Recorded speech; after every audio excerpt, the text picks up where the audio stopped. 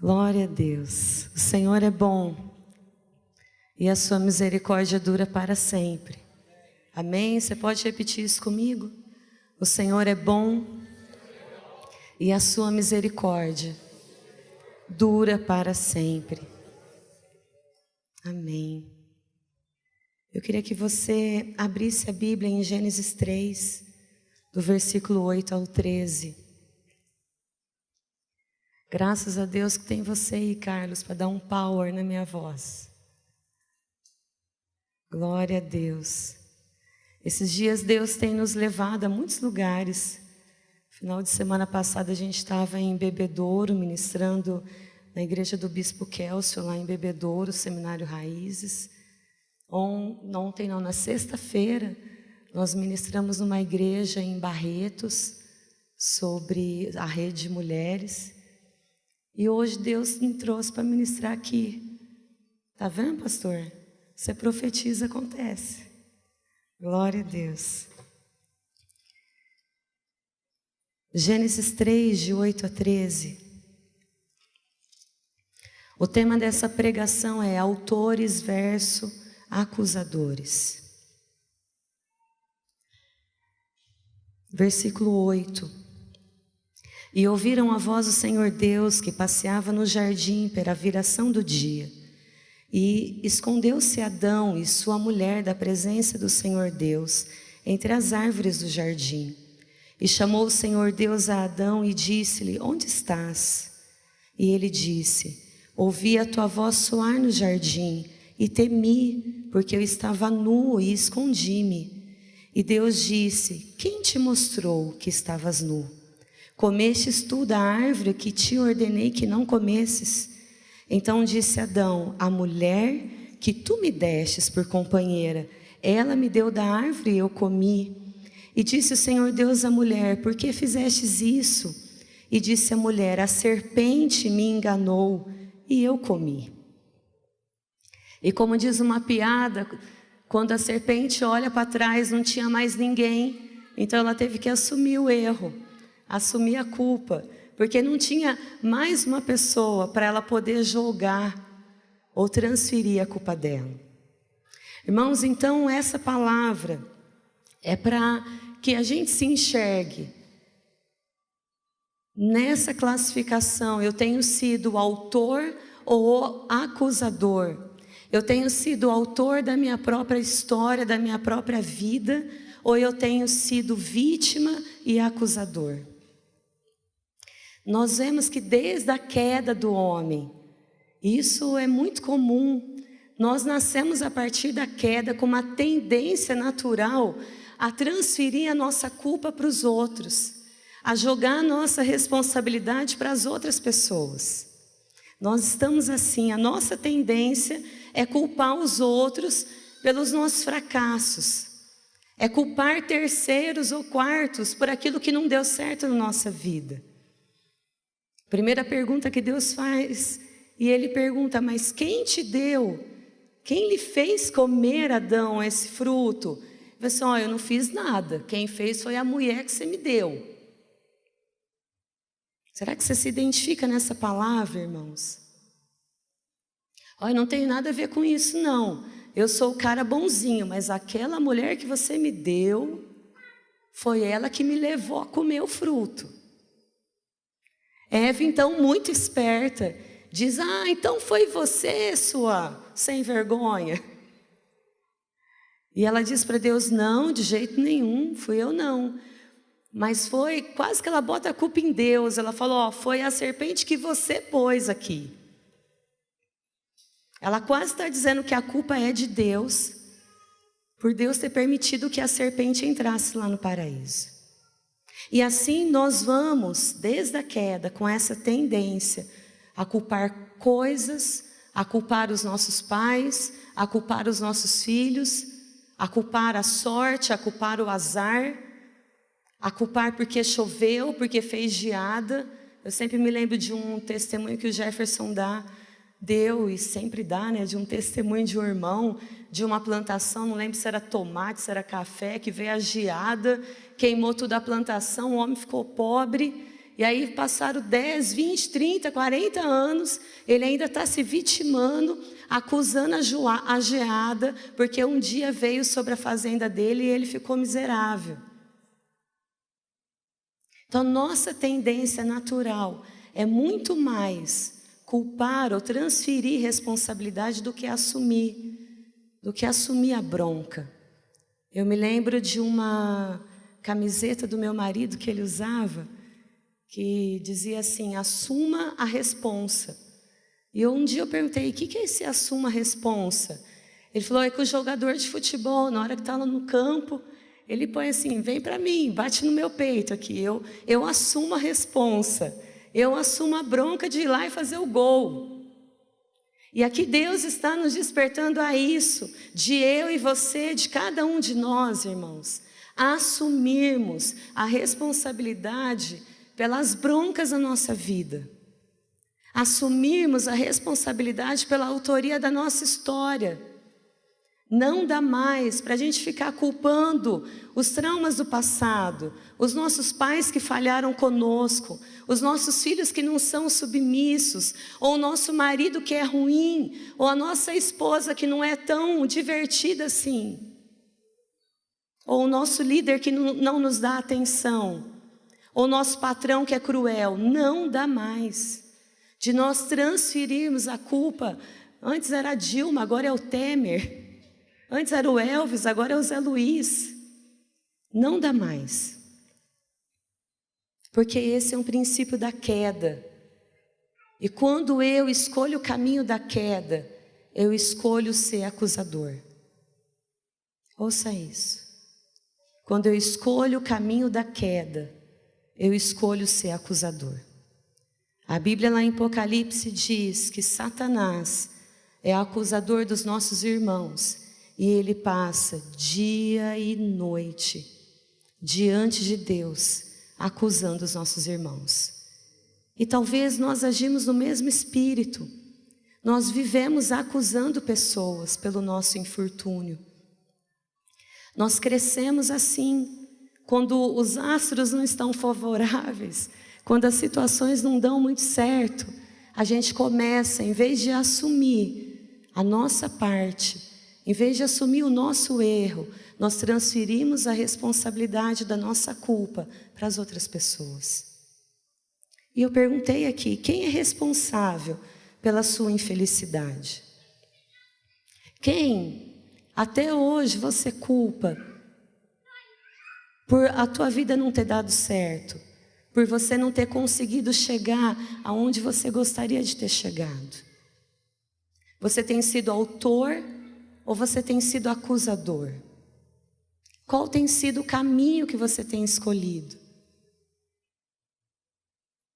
Sabe, nós só vamos crescer, nós só vamos amadurecer como gente, como ser humano, como servo de Deus, quando as nossas acusações terminarem. Quando nós pararmos de jogar a culpa nos outros. Quando nós pararmos de transferir a culpa para as outras pessoas. E eu queria que você abrisse um texto em Jó, que Deus me mostrou há algum tempo atrás.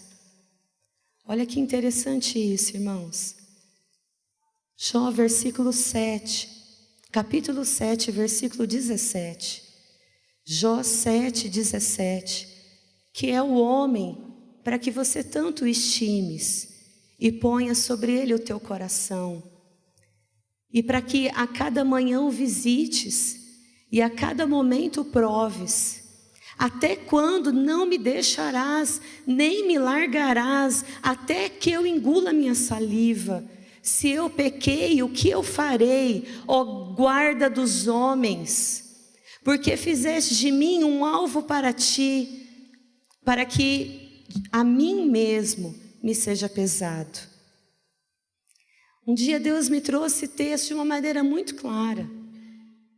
Sabe, nesse momento da gente ser transformado entre autor ou acusador, e aliás, da gente receber esse chamado de autor da nossa história, coisas muito ruins acontecem conosco. E nesse momento que as coisas ruins acontecem conosco, a nossa tendência natural é falar assim para Deus: Deus, você não está vendo o mal que me fizeram. Deus, onde que você está? Não, tá bem, eu errei um pouquinho, mas a Ana, você não está enxergando o pecado dela, não? Deus está certo, eu falei um pouquinho, mas olha, o Demétrios, não, Senhor, ele é muito pior do que eu. Não, se eu fosse o Senhor, eu arrancava a cabeça dele. Está amarrado em nome de Jesus. E nós ficamos nessa situação diante de Deus. E a outra pessoa, ela até erra conosco, ela até falhou em relação a nós. Mas Deus, Ele diz algo aqui para Jó. Ele fala assim: eu te visito todas as manhãs. Não é para te abençoar, não. Olha o que Deus está dizendo. A cada manhã eu te visito para te provar. Ninguém vai falar amém, aleluia, glória a Deus? Deus está dizendo assim: olha, a cada manhã eu te visito para te provar. O meu olho está colocado, posto sobre a tua vida. Mas Deus, é o meu marido. Não, é você. Deus, mas é o meu pastor. Não, é você. Deus, mas é meu filho. Não, é você. Deus, mas você não sabe a injustiça que me fizeram. E parece que Deus se faz de demente, de surdo, de doido. E a gente tenta provar para Deus que a gente não é tão ruim assim. E que fizeram mal a nós. Mas irmãos, não cola. Ele continua dizendo assim: eu estou te visitando nessa manhã para te provar, para ver se realmente eu vou ter de você aquilo que eu gostaria. E Jó fala assim: Deus, larga do meu pé. Versículo 19, pode ler na sua Bíblia. Deus, até quando? Deus, pelo amor de Deus, larga do meu pé. Eu não aguento mais que você me visite. E é aquele momento que eu digo assim: enquanto eu não me dobrar, Ele não vai deixar de me visitar. Enquanto eu não me render naquela área da minha dureza, naquela área que eu não cedo, Ele não vai deixar de me provar. E aí você vê aquela pessoa que lhe fez o mal, ela está levando uma vida boa. Aquela pessoa que foi injusta com você está se dando bem. E a tua vida não sai da pindaíba. A tua vida não sai do deserto. O que é isso, irmãos?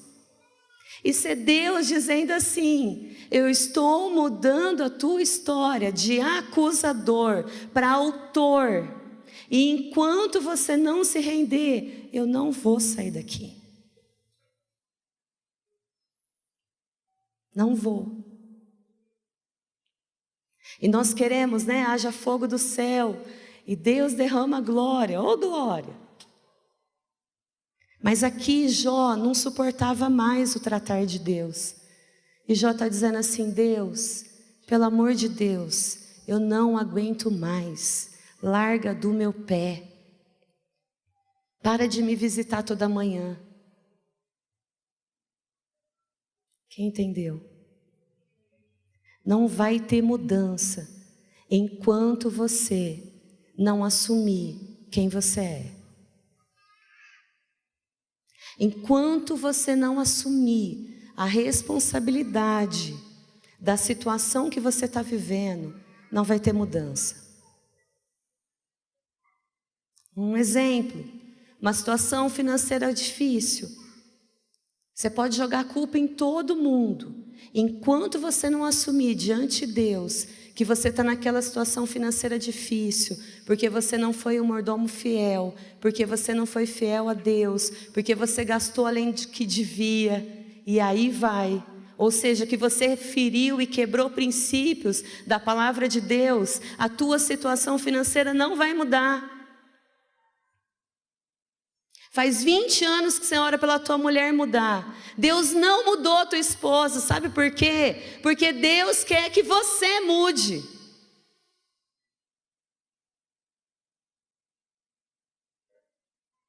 Faz 20 anos que você ora pelo seu pastor mudar, te reconhecer, te tratar melhor. E ele não mudou. Sabe por quê? Porque Deus está tratando no seu coração para mudar a sua história. Ele não larga do seu pé. Você tenta mudar de assunto, você tenta virar página, ele vai naquela mesma dor, naquela mesma ferida, naquela mesma dificuldade. Enquanto nós não nos convertermos ao Senhor, ele não para. Quem entendeu, irmãos? E nós queremos, Deus me abençoa, Deus me visita, Deus fala comigo, irmãos, Deus nos visita sim, mas às vezes Ele não só nos visita para nos abençoar e encher o nosso celeiro, mas Ele também nos visita para nos resistir, para arrancar de nós o que está errado, para confrontar as nossas feridas, para dizer, olha, até quando você vai ficar com mágoa da fulana? Até quando você não vai se consertar diante de Deus? Até quando você vai continuar desejando o mal para quem lhe fez o bem? Até quando você vai desejar vingar o mal que lhe fizeram? Deus, Ele também nos resiste. Quer ver? Um exemplo também de acusadores fujões. Eu pus 3 aqui. Moisés, José e Jacó. Quando Jacó, ele faz aquela falcatrua para o direito de primogenitura e ele engana o seu irmão, ele engana o seu pai, ele foge a pedido da sua mãe. E ele consegue fugir. Mas irmãos, passam-se 10 anos. Quantos anos se passaram? 14 anos. 20 anos, Deus vai lá onde Jacó estava, e ele tem que voltar naquela área que ele foi, leviano, e se consertar.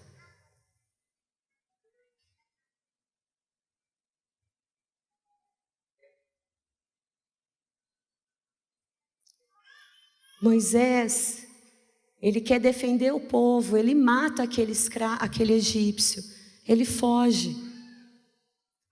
Passa-se anos, 40 anos, ele volta para o mesmo lugar. Ele tem até filhos e põe no nome dos filhos, eu esqueci o meu passado. Esqueceu nada. Deus faz ele voltar lá em Faraó. Entende por que você está voltando no mesmo lugar? Que talvez você esteja voltando na mesma situação, no mesmo erro, no mesmo pecado. Entende, igreja? Porque nós não crescemos quando a gente fica fugindo. A gente não cresce enquanto a gente fica acusando as pessoas pelo fracasso da nossa história. E nós vemos aqui José. Ele era o menininho mimadinho da mamãe e do papai. Aliás, do papai. E ele então era um garoto insuportável. Ele tinha as promessas, ele sabia que ele iria herdar a tribo, sim, que ele seria príncipe em Israel. Mas ele não deixou de repudiar em cima dos irmãos. E ele foge. Aliás, os irmãos o perseguem. A situação em família não se resolve. Passaram-se anos. Eles tiveram que se consertar diante de José. Que isso, irmãos? Isso é Deus dizendo assim para nós: eu preciso assumir quem eu sou. O olho de Deus não está na minha sogra, não está no meu marido, não está nos meus filhos, não está naquele juiz iníquo, não está naquele patrão perverso. O olho de Deus está posto em mim. E enquanto eu não me render a esse confronto de Deus, eu não vou mudar. A história não vai mudar.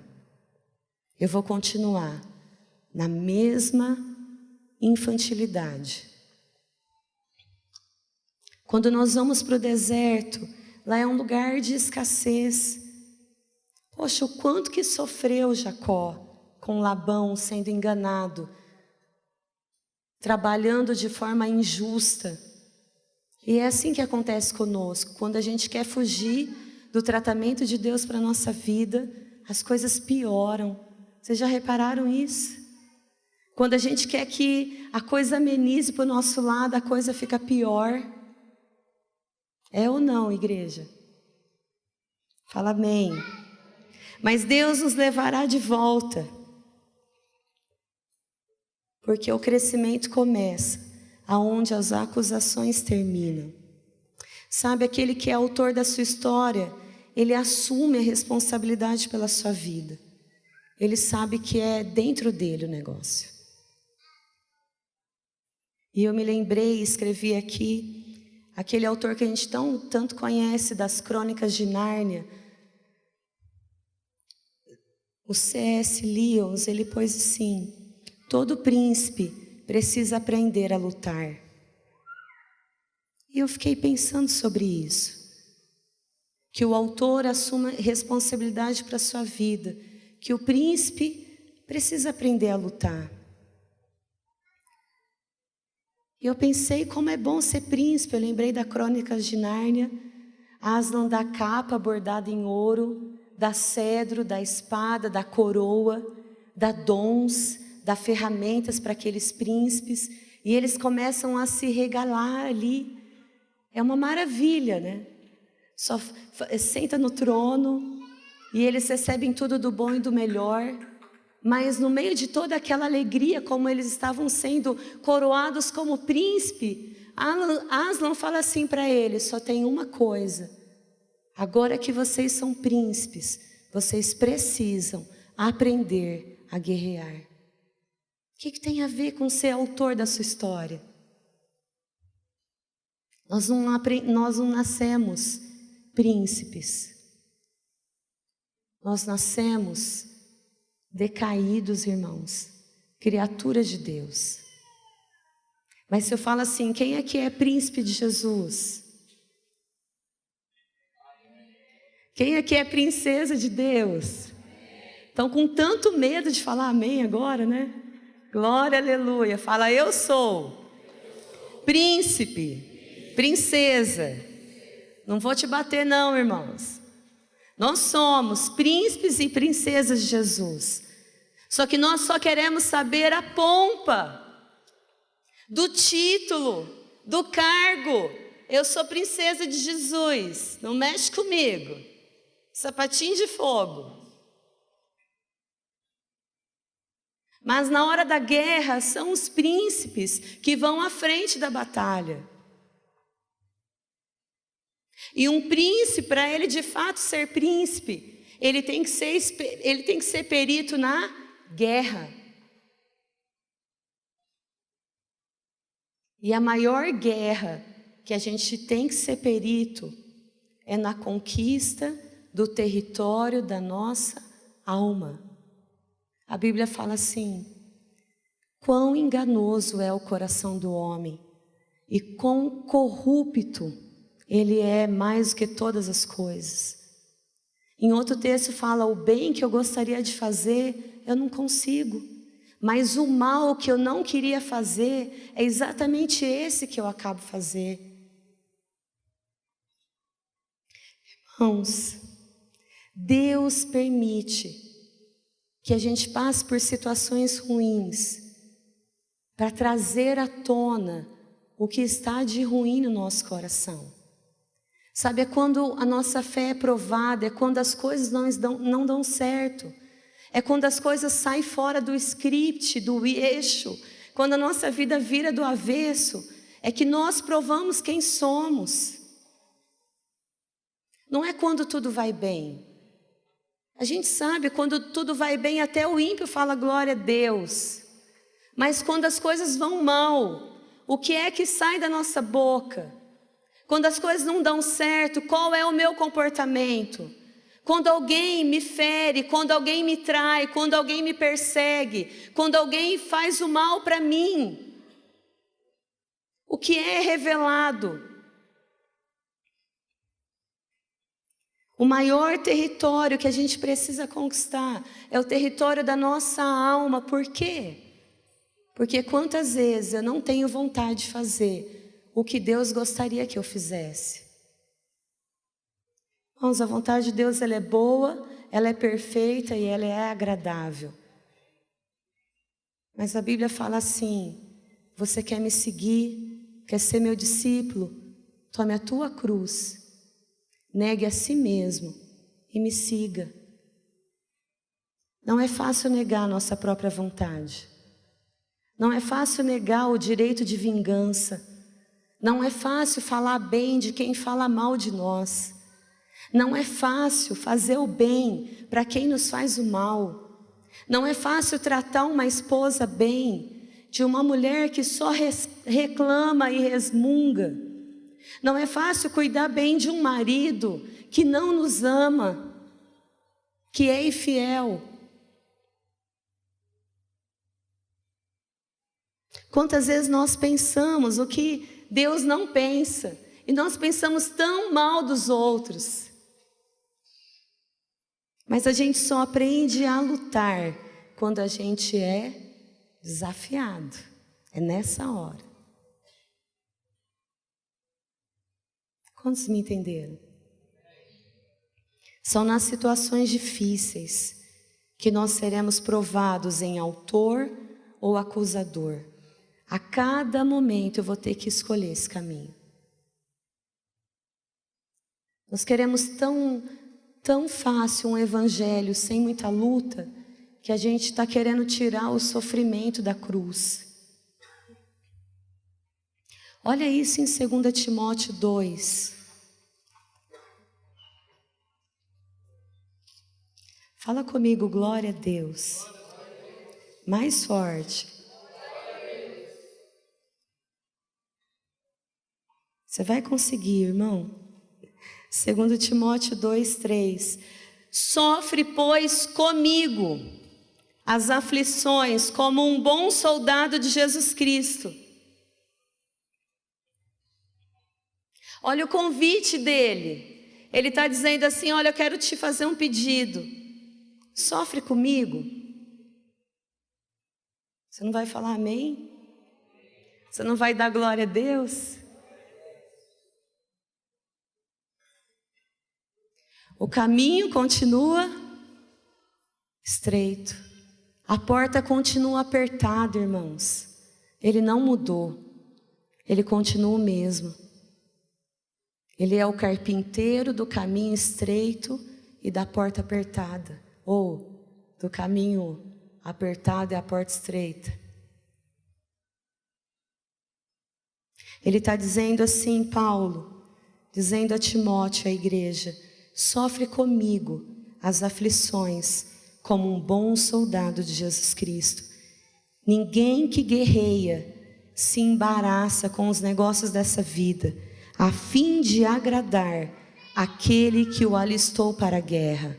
Ouça, quem te alistou nesse exército como príncipe e como princesa foi o Senhor Jesus. Ele te alistou como príncipe e como princesa. E Ele lhe deu esse poder e essa autoridade, sim. É um grande privilégio servir ao grande rei.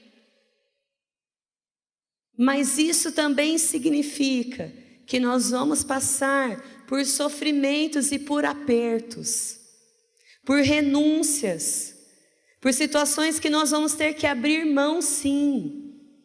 Jesus, ele disse lá em Mateus 5,44, você quer ser filho do Altíssimo, ame os teus inimigos. Faça o bem a quem lhe faz o mal. Isso é um alto nível, irmãos. Porque nós não estamos acostumados a fazer o bem a quem faz o mal para nós. Nós não estamos acostumados a falar bem de quem fica falando mal nas nossas costas. Nós somos olho no olho e dente no dente. Quem não toma a sua cruz e não me segue, não é digno de mim. Em Mateus 5:39, Jesus fala, não resista ao perverso. Se ele te bater uma face, ofereça a outra. E se ele pegar a tua túnica, dê a capa. E se ele te obrigar a andar a segunda milha, andar uma milha, ande a segunda. Dá a quem te pede. O autor da sua própria história, ele decide seguir os princípios da palavra de Deus, custe o que custar. Você pode dizer assim, Juliana, mas Jesus é o autor da minha história. Eu sei, Ele é o autor da nossa história, amém? Amém, igreja? Mas Ele nos deu o direito de livre-arbítrio. Eu posso passar a minha vida culpando e condenando pessoas, ou eu assumo as escolhas erradas que eu fiz e volto lá nos pés do Mestre e rendo-me a Ele e digo, Senhor, o erro sou eu. Não foi meu irmão, não foi meu patrão, não foi meu pastor, não foi meu líder, não foi meu marido, não foi minha esposa, não foi a Dilma, fui eu. Porque diante do Senhor, as nossas desculpas, elas cairão por terra. Diante do Senhor, as nossas justificativas cairão por terra. E Ele nos ama. E tudo que Ele espera de cada um de nós é que a gente reconheça diante dEle quem nós somos. A Bíblia fala que Ele nos sonda, Ele nos conhece, Ele sabe tudo que existe dentro de nós, de bom e de ruim. Não há nada que a gente faça que Deus não se assuste. Não existe nada em nós que Deus não conheça. A Bíblia fala, Ele sonda o mais profundo do nosso interior. Ele nos conhece e ainda assim, Ele não desiste de mim e de você. Ele continua nos amando, Ele continua nos querendo para Ele. Mas quando nós chegamos diante dEle, as acusações têm que cair por terra. Quando nós nos aproximamos dEle, as nossas vitimizações têm que cair por terra. Ó Deus, olha que coitadinha que eu sou, olha o que fizeram de mim, olha o que fizeram para mim. Diante dEle isso tem que acabar. Nós precisamos assumir quem somos diante dEle. Senhor, fizeram mal a mim, é certo, mas eu fui ingrata, eu fui murmuradora, eu condenei e julguei pessoas no meu coração. Eu agi com vingança, eu desejei que o outro fosse prejudicado. Me lembrei de um pastor amigo meu, que ele contou uma história para mim da vida dele. E ele disse assim que um sócio dele na empresa o traiu e passou a perna nele. E a empresa foi à falência. Mas ele ficou com tanto ódio, com tanta raiva daquele irmão, que ele começou a falar mal daquele irmão para toda a cidade. Era uma cidade pequena. E ele começou então a falar mal daquele irmão para os fornecedores, para os clientes. As pessoas ligavam, ainda era o mesmo telefone. E ele dizia assim, não, fulano, você não sabe o que o fulano fez. Fulano é um ladrão, ele me enganou, ele me roubou, ele destruiu a empresa. E assim ele foi fazendo, destilando a vingança dele, quem passasse por esse pastor. Passaram, aquele irmão, ele estava com a esposa grávida. E realmente a empresa faliu porque aquele pastor, sócio dele, começou a falar mal dele para a cidade toda. E eles foram embora. Passaram-se 20 anos, irmãos. Um dia, esse pastor orando, ele disse assim, que o Espírito Santo de Deus falou com ele. Disse assim: fulano, você lembra do fulano de tal? E ele disse para Deus: lembro. Assim, então, você lembra da forma vingativa como você agiu com ele? E ele falou: lembro, Senhor. Assim, então, você vai agora atrás dele e se conserte. Ele falou assim: mas eu nem sei onde ele está, não tenho mais telefone. E Deus, que é moderno, falou para ele assim: vê o Facebook. Oh, glórias! Entendeu para que serve o Facebook na tua vida, irmão? E aí o pastor, de madrugada, pôs lá o nome do irmão. E achou o irmão. Estava lá no sul do Brasil. Ele deu até uma respirada. Bom, está no sul, está longe de mim. Então eu estou na glória, né? E aí ele mandou uma mensagem para aquele irmão: irmão, queria o seu contato, queria conversar com você. Deus falou que eu preciso acertar umas contas aí do nosso passado. Falei assim: ô pastor, tudo bem? Ô glórias, eu vou estar aqui em Ribeirão Preto amanhã. Fala comigo, glória a Deus. Irmãos, não foi coincidência. Pois no dia seguinte ele estaria em Ribeirão Preto. O irmão estava morando no sul do Brasil. E aí eu falei assim: pode ser no shopping nosso encontro? Acho que esse irmão tinha medo de levar um tiro na cara daquele pastor. Pode ser no shopping. E eles se encontraram no shopping, aqui em Ribeirão. Chegando então, se abraçaram, meio esquisito um com o outro.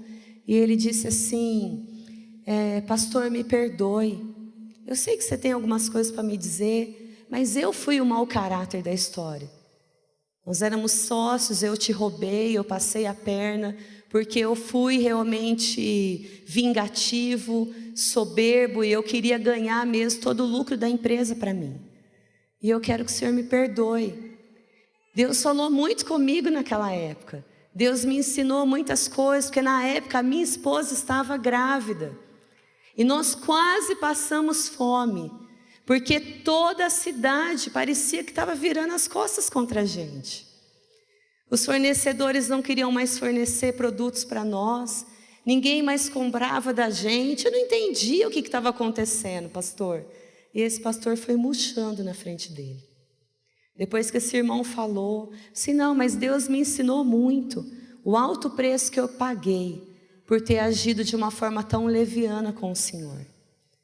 E aquele pastor é muito envergonhado, ele disse assim: olha, a culpa de todo o mal que você e a sua família passaram é minha. Sabe por quê, fulano?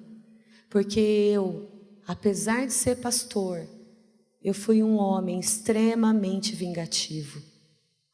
Eu quis que você se prejudicasse. E eu fiz de tudo para acabar com a sua vida. Eu acordava e dormia pensando em você. E eu passava horas do meu dia manchando a tua imagem e falando mal de você para quem eu encontrava. Eu fiquei cego de ódio e de vingança ao teu respeito. E o que Deus me confrontou não é o que você me roubou, mas é o ódio e a vingança que eu tive a teu respeito. Por isso que eu estou aqui hoje, para te pedir perdão por todo o mal que eu lhe fiz. E ali então eles começaram a chorar, e um abraçou o outro, e aquele irmão muito compadecido, ele falou: pastor, mas eu fui ladrão, eu te roubei, então eu vou cumprir, eu vou pagar o que eu te devo. O senhor pode dividir quantas vezes for necessária, mas eu vou consertar o mal que eu lhe fiz. E ele disse assim: não, a partir de hoje, você não me deve mais nada. A tua dívida está quitada. Eu te abençoo. E ali ele orou com aquele irmão e abençoou e liberaram perdão um com o outro. O que é isso, irmãos? Esse pastor passou 20 anos da vida dele acusando aquele irmão de ladrão, de explorador, de ter roubado ele naquela sociedade. Mas diante de Deus, o que estava valendo era aquele irmão com aquele coração de ódio, de vingança. Então por isso essa palavra, ou eu assumo ser autor ou acusador da minha história. Qual vai ser a minha escolha? E todos os dias nós somos tentados a isso. É muito mais fácil eu me tornar vítima e ficar justificando a minha vingança, o meu ódio, a minha falta de perdão. Mas diante de Deus, Ele que é o olho que tudo vê. Como Jó falou para ele: Deus, larga do meu pé. Será que você não viu que tudo que aconteceu comigo, eu já perdi meus filhos, eu já perdi meus bens, o Senhor está acabando com a minha vida, e o que mais que você quer de mim? É como se Deus dissesse: eu quero o teu coração, eu quero você, eu quero transformá-lo numa criatura, num príncipe, não apenas criatura, numa princesa. Eu quero fazer de você rei e sacerdote sobre a terra. Mas eu só vou crescer quando as acusações acabarem. Eu só vou me tornar maduro quando eu parar de jogar a culpa nos outros, pelo meu infortúnio. E nesse caminho eu quero encerrar com essas duas coisas. Quando nós começamos um caminho de acusação, a Bíblia fala assim: um abismo chama outro abismo, e um pecado chama outro pecado, e a gente vai se sujando cada vez mais. Aquele pastor ficou com a mágoa, da mágoa ele foi para a vingança, da vingança ele foi para a crueldade, e aí ele teceu aquele plano ardiloso, a tal ponto da empresa fechar e aquela família ter que passar fome. Mas quando nós seguimos um caminho de sermos o autor da nossa história, nós vamos precisar de duas coisas. Eu não vou ler. Eu vou precisar de João 13. Porque Jesus, ele pega a toalha, a bacia, e ele diz que para que alguém tivesse pacto com ele, ele teria que lavar os pés. E Pedro fala: não, Senhor, de forma alguma você vai lavar os meus pés. E ele fala: Pedro, se eu não lavar os seus pés, você não vai ter parte nenhuma comigo. O que significa isso, irmãos? Que nessa caminhada em ser autor da minha história, eu vou me sujar. A Bíblia fala: não resista ao perverso. Mas, irmão, como é difícil. Como é difícil. Você concorda comigo? Como é difícil seguir os princípios da palavra de Deus. Como é difícil manter a palavra, não quebrar uma aliança. Como é difícil levantar as mãos e dar glória a Deus quando tudo vai mal. Como é difícil quando a gente tenta fazer o que é certo e tem pessoas nos acusando por trás. Como é difícil ser cristão de verdade. É ou não é, igreja? E nesse caminho, nós vamos sujando os nossos pés. Nós vamos nos cansando de fazer o bem. Por isso Jesus disse: olha, venha a mim, todos que estão cansados e sobrecarregados de fazer o bem, e eu vos aliviarei. Eu vou te dar um power, eu vou te dar um renovo, para que você não se canse de fazer o bem. Então eu preciso do mestre para lavar os meus pés. Mas que mestre é esse? É um mestre de carne e osso. É a tua cobertura espiritual, igreja.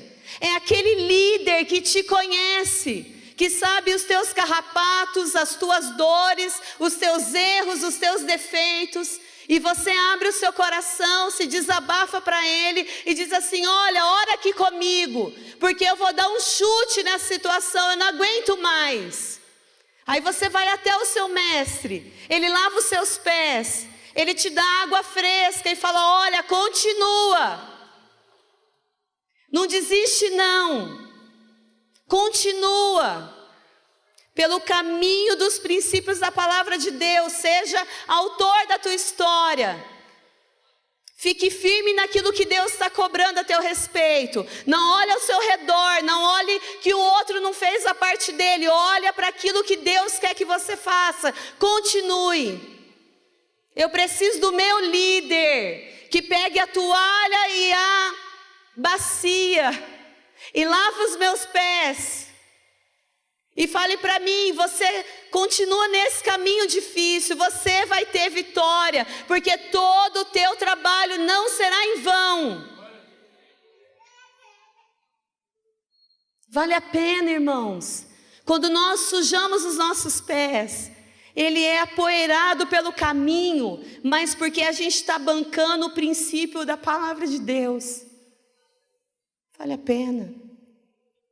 Vale a pena quando a gente está cansado, mas a gente está cansado porque a gente não cedeu, a gente não abriu mão, a gente está fazendo de tudo para manter o princípio do que Deus diz que é correto. Vale a pena. Vale a pena. Vale a pena, igreja. Vale a pena. Vale a pena, porque todo o nosso trabalho não será em vão. Aquele que prometeu é fiel para nos dar a recompensa. E ele diz que ainda que eu dê um copo de água para um servo de Deus que necessita daquele copo d'água, eu receberei galardão do copo d'água, irmãos. Tudo que nós fazermos por amor a Jesus, honrando os princípios da palavra dele, vai valer a pena. E a segunda coisa que eu preciso para ser autor da minha história está em 2 Crônicas 20:20. Eu quero encerrar com esse texto. Você pode abrir? 2 Crônicas 20:20, o louvor pode vir aqui, por favor.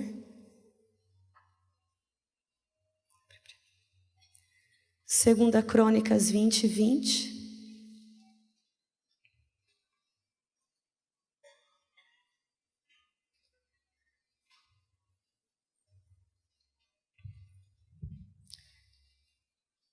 E pela manhã cedo se levantaram e saíram ao deserto de Tecoa.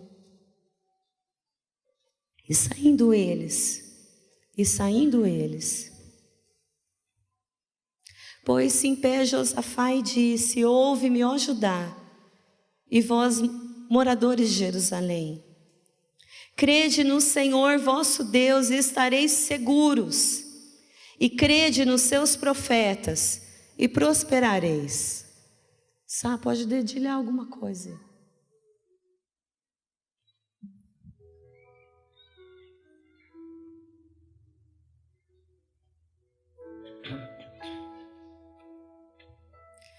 Olha o que ele diz: confie no Senhor seu Deus, e vocês vão estar seguros. Essa parte me emociona muito, porque o nosso trabalho nele não é em vão, irmãos. Como eu admiro vocês, e eu sempre falo isso, quando eu vejo vocês sofrendo, lutando, chorando com a vida, e ainda assim levantando as mãos e dando glória a Deus, isso me emociona demais da conta. Pessoas que mesmo sofrendo, são capazes de andar a segunda milha. Mesmo não tendo mais emoção, sentimentos, são capazes de amar além da conta.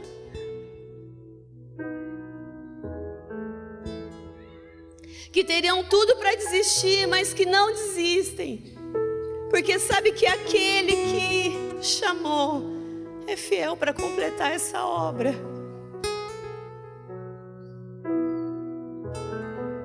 Confie no Senhor, seu Deus, e você vai estar seguro.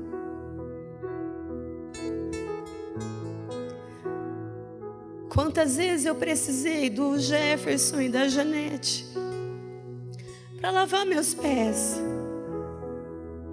E às vezes eu ficava com tanta raiva, porque eu queria que ele me desse crédito. Eu queria que ele defendesse a minha causa. Eu queria que ele, ou a minha pastora, falasse assim para mim: Ju, você é uma coitadinha, você tá certa, amorzinho. E em vez deles falarem isso para mim, aí que ela me corrigia, me confrontava. E há tanta perversão em nós, irmãos, há tanta coisa ruim em nosso coração. E aí eu me concentrava assim: eu não posso olhar o que fizeram comigo, eu tenho que olhar no que está de ruim dentro do meu coração. Deus me limpa. Eu não quero desagradar o Senhor, lava os meus pés.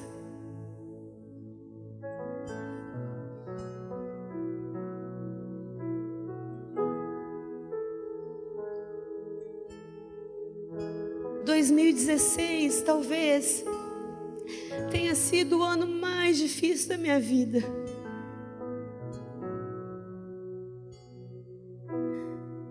Porque o grande desafio para mim era: Deus, como que eu vou conseguir viver sem o meu marido?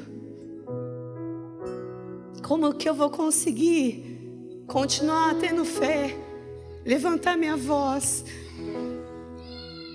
continuar caminhando, olhando a cara das pessoas e ainda assim ficar em pé?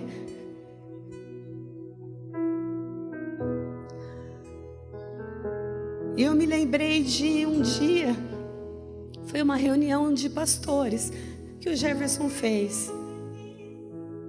Eu estava muito triste aquele dia. Fazia 6 meses que o Tiago tinha morrido. E sabe quando você não enxerga um palmo na sua frente? Quando você não consegue enxergar um passo além dos seus olhos?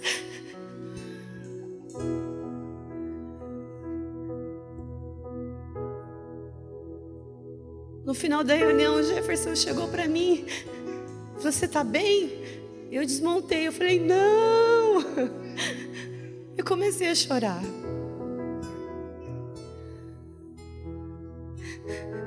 Eu falei: eu não estou bem. Eu não consigo enxergar o futuro, Jefferson. Você lembra disso? Eu não sei o que vai ser da minha vida da agora para frente. Os meus sonhos, os meus projetos, aquilo que eu pensei que Deus ia fazer na minha vida, tudo caiu por terra. E eu não sei mais o que vai ser de mim. Eu não tenho mais esperança. Ele olhou para mim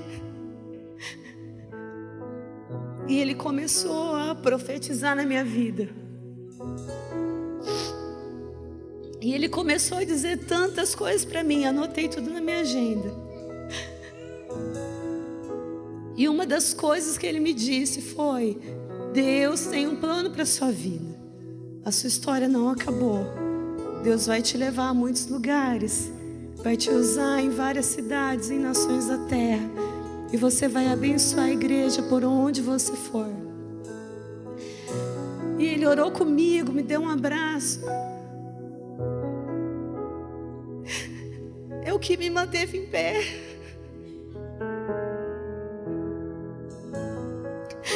o que me mantém respirando. Por quê? Porque eu tenho um profeta que profetiza na minha vida. E porque eu tenho um profeta que profetiza na minha vida, eu prospero no caminho. Não é o profeta da internet ou de uma campanha de milagres, mas é aquele que come o sal comigo, que conhece as minhas crises, que conhece as minhas fraquezas, que sabe tudo a meu respeito. E ainda assim é capaz de olhar nos meus olhos e dizer: fica firme, vai dar certo, você vai prosperar. Irmãos,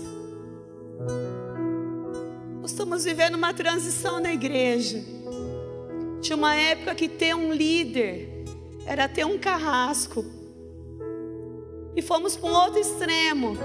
Ter um líder e não ter nada é a mesma coisa. Quantos de nós não damos crédito à voz dos nossos pastores e líderes?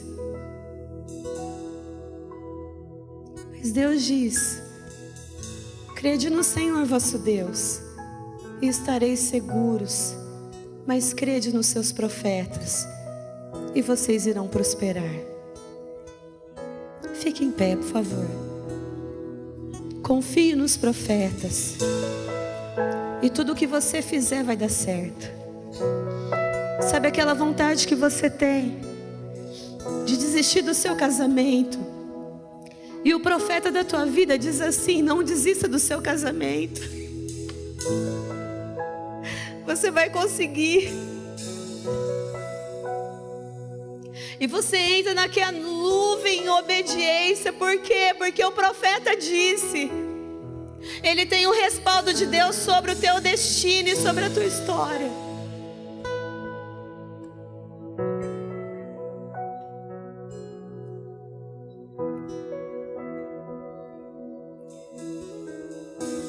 Sara la maradalama seco toro lo maradalama x. Sara la maradalama seco toro lo maradalama saias.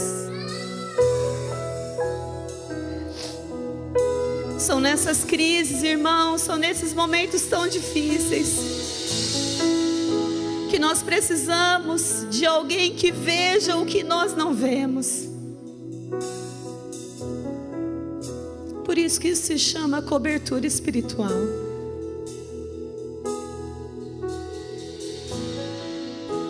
De alguém que me manda assumir a perversão que há em mim e me converter.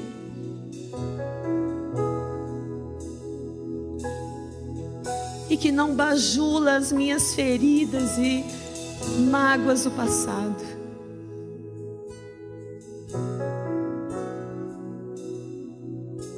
Eles têm sempre uma toalha e uma bacia para lavar os nossos pés. Quantas vezes você vai pensar que não vai conseguir? Serão todas essas as vezes que eles estarão lá para você conseguir. E quando tudo parecer desmoronar e você achar que não tem mais forças para continuar, eles continuarão ali do seu lado.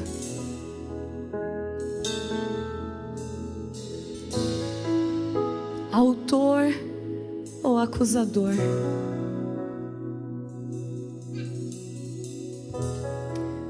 O caminho do acusador é de sujeira e lamaçal,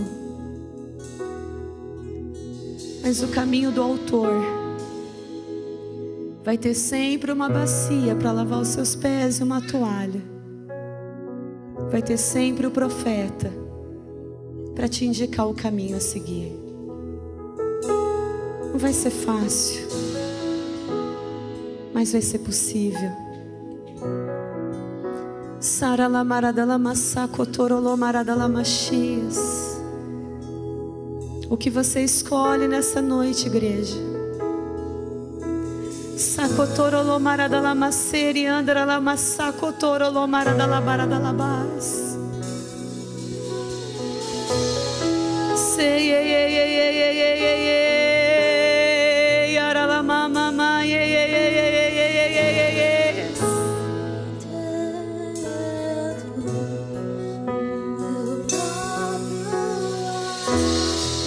Saralamaye korie satolobaye korie aralamara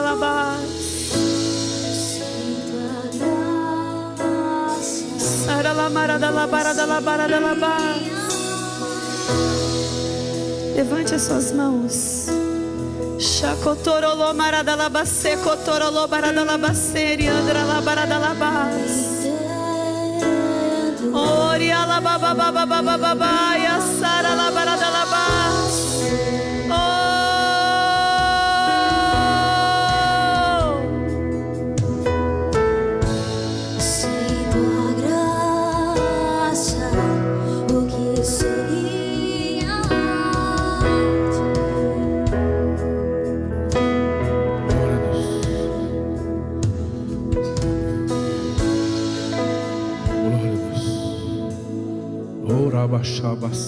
Espírito Santo, obrigado. Repete comigo: Umbutu. Umbutu. Umbutu. Tem uma tribo, um missionário chegou numa tribo de índios, e aí ele foi querer cativar a meninada. Ele colocou um pote de bala longe debaixo de uma árvore e disse assim para os meninos: eu vou apitar, e o que chegar primeiro lá e pegar as balas ganha as balas, querendo fazer uma competição e distrair os meninos. Então, a hora que eu apitar, vocês correm, o que chegar primeiro e pegar ganha todo o pote de bala. E a hora que ele apitou, todos aqueles meninos deram as mãos e foram todos de mãos dadas até o pote, pegaram as balas e dividiram as balas. E ele ficou sem entender. E aí ele perguntou: o que é isso? Aí eles disseram assim para ele: Umbutu.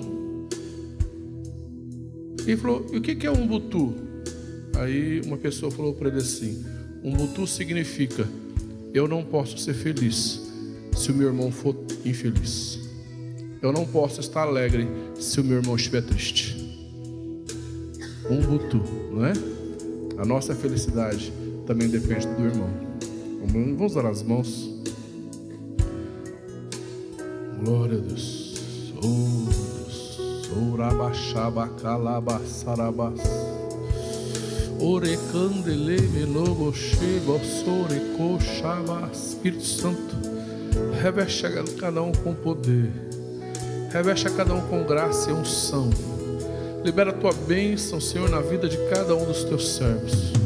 Libera a tua unção, ó Deus, na vida de cada um dos teus filhos, ó Pai. Abençoa a casa, o lar, a família de cada um, Senhor. Ó Deus amado, libera unção e bênção sobre cada vida, Senhor. Ó Deus, guarda a semana de cada um dos teus filhos. Coloca as pessoas certas no caminho dos teus servos, ó Pai.